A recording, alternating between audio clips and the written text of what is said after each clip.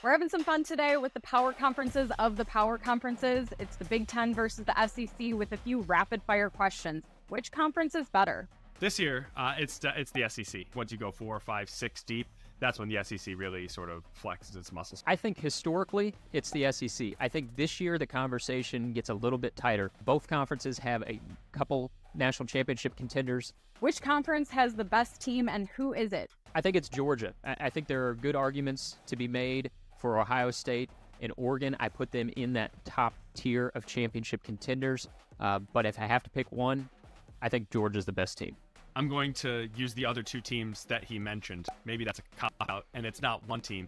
But I think both Ohio State and Oregon are on that exact same pedestal as Georgia. Which conference will have more teams in the college football playoff? I think it's going to be a tie. I think both teams find a way to get 3 in there. I think the SEC gets 4. I think the Big Ten gets 3.